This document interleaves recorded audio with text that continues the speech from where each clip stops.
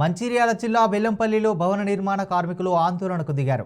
పట్టణ సెంటర్ నుంచి తహసీల్దార్ కార్యాలయం వరకు ర్యాలీ నిర్వహించారు. పట్టణంలో భవన నిర్మాణాలు చేపట్టాలంటే ముఖ్యమైన వస్తువైన ఇసుక దొరకకుండా పోవడంతో భవన నిర్మాణ కార్మికులు ఇబ్బందులు ఎదుర్కొంటున్నారని ఆవేదన వ్యక్తం చేశారు.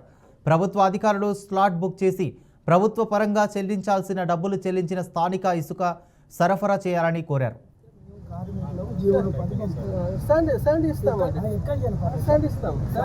శాండ్ ఇవ్వడానికి ప్రాబ్లం లేవు, కానీ ఫ్రీ ఏమైనా ఫ్రీ ఇస్తున్నాము, దానికి డబ్బు పెట్టడానికి నాకు కూడా డబ్బు ఉండాలి కదా సార్. మైనింగ్ ఏడి గారు ఏమన్నారంటే ట్రాక్టర్ దారి చేసుకోవడానికి ఒక 30-40 వేలు ఖర్చు అవుతుంది. ఈ ట్రాక్టర్ వాళ్ళను మనిషికి 200 ఎంత తీసుకొని వీళ్ళు దారి చేసుకుంటే అక్కడ తెచ్చుకోవచ్చు అని ఆయన అంటున్నాడు.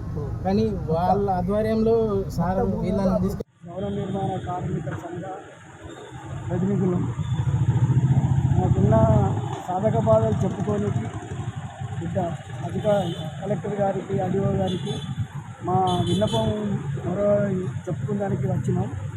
అసలు విషయం ఏమిటంటే గత 2 నెలల నుంచి బెల్లంపల్లిలో ఇసుక అనేది లేక ఈ బిల్డింగ్ కన్స్ట్రక్షన్స్ మీద ఆధారపడి దాదాపు ఒక 3,000 మంది కార్మికులు పని లేక రోడ్డు మీద పడే పరిస్థితి వచ్చింది. కాబట్టి దయచేసి అధికారులకు విన్నపం ఏంటంటే మాకు ఇసుక సప్లై తొందరగా ఇస్తే మేము పనులు చేసుకొని పండుగల సందర్భంగా ఉపవాసాలు ఉండే పరిస్థితి వచ్చింది. ఆ విన్నపించుకోవడానికి ఆ సమస్యను పరిష్కరించని అడగనికి మేము శాంతియుతంగా వచ్చినాం. ఇది మా